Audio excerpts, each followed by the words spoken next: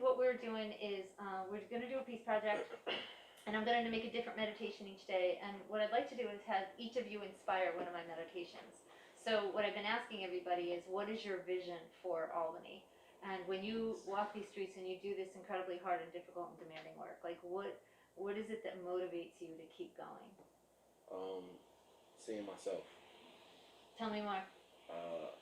I was some of these young kids.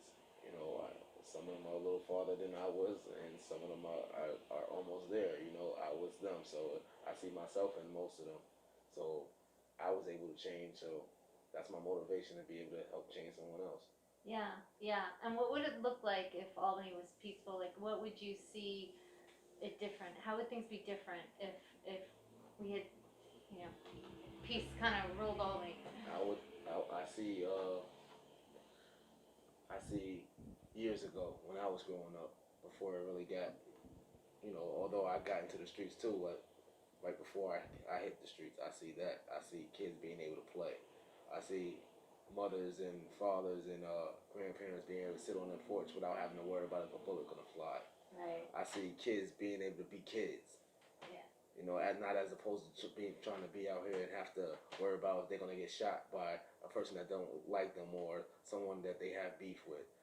You know, I see more cookouts. I see more recreation. You know, I see a community coming together more. You know, allowing each other to be who they are. Right, right. You know, because everybody don't want to deal with everybody because this person is scared of what that person is going to do, or what that person is saying, or if these guys, I got to look at them funny because they have on a hoodie, or they look kind of sketchy. I don't know, and they're young. Right. You know, I don't know if they got, or if an argument breaks out. Oh my God, let me get my kids. Right. So I see more when I see that. When I think of with the peace, I see that. I see people just not have to be a little bit more carefree. Not to say that you always have to be mindful of your surroundings, but I think it would be a little bit, let some of that weight off of your shoulders.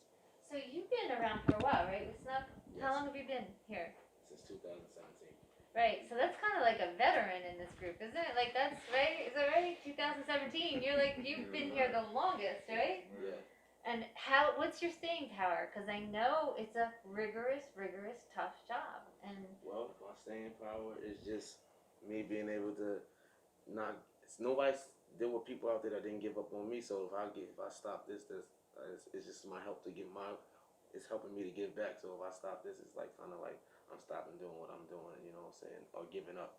And I don't want to give up. Well, I've been kind of hanging with this group, I think 5 or 6 years now. So knowing of how come you're still here and other people aren't? I mean, you got to do your job. I mean, you have to be. Some people move on because they have other endeavors. Right. Things totally. that they do. Sometimes it could be a little bit overwhelming. Right. So it's all about me. If I can speak for everyone else and why they're not here, I can speak for myself why I'm still here because I'm still dedicated to the work that I do.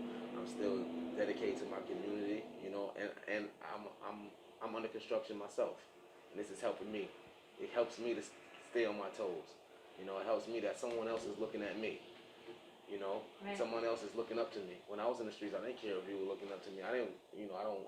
But now I'm moving in a different light. Yeah. So you know what, being here helps me say, you know what, and there's a lot of times, life happens and you become, and we all got triggers, and I get triggered and go back, and I have, whether it's a thought or me ready to react on something. Right. And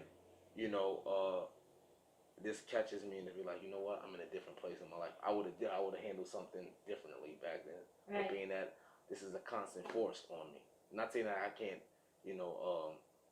discipline myself enough to do the right thing and not move this way, move left when I was supposed to move right, or vice versa. But being in this atmosphere, being around these guys, being around my team, is helping me to be the person that I'm continuing to strive to be. And somehow you must have some kind of inner recalibration going on, or something where you can manage this high stress for so long, and so you must be doing something on the inside to help yourself keep going. Honestly, right? Yeah. What I do?